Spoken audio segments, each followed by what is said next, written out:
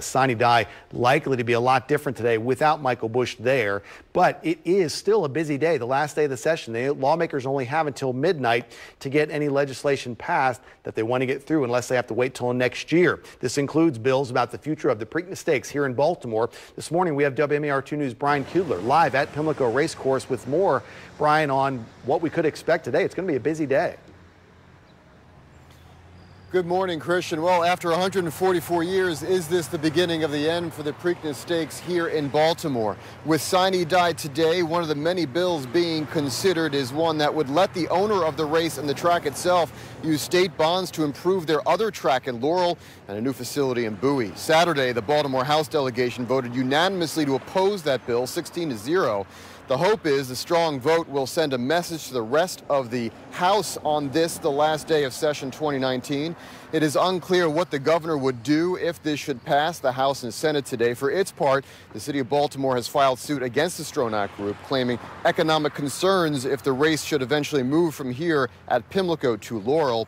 There is also a Maryland Stadium Authority study released earlier this year calling for a $400+ million renovation at Pimlico. That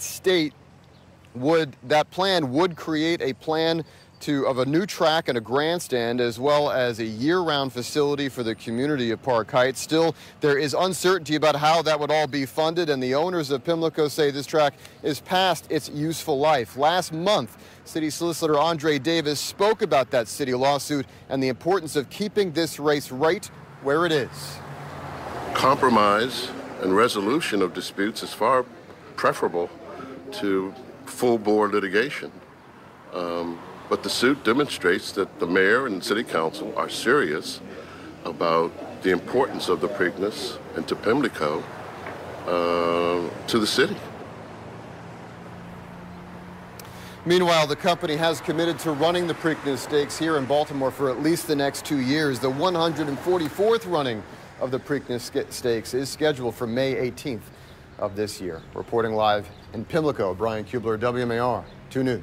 Okay, we'll be watching what happens with that bill today. Along with that, there's several other measures still being debated before the clock strikes midnight tonight and the session is adjourned. Sine Die, the House of Delegates has resurrected a bill that could extend the statute of limitations for survivors of sexual abuse. This is the measure that failed in the state Senate after a deadlocked vote in the Senate Judicial Proceedings Committee. So now the House Judiciary Committee took some elements of that statute of limitations bill, put them onto an unrelated Senate bill, and now it is back. So the House amendments would extend the limit on when you can file a lawsuit for child sex abuse from what it is now 38 to age 58. They've attached that to the bill called Laura and Reed's Law, the one that would extend penalties for killing a pregnant woman in the state of Maryland. Very interesting to see what happens with that bill today. The House also approved a bill that would require Governor Hogan's office to collect more information about guns used in crimes. This would increase data that's available on how guns are obtained. Lawmakers and law enforcement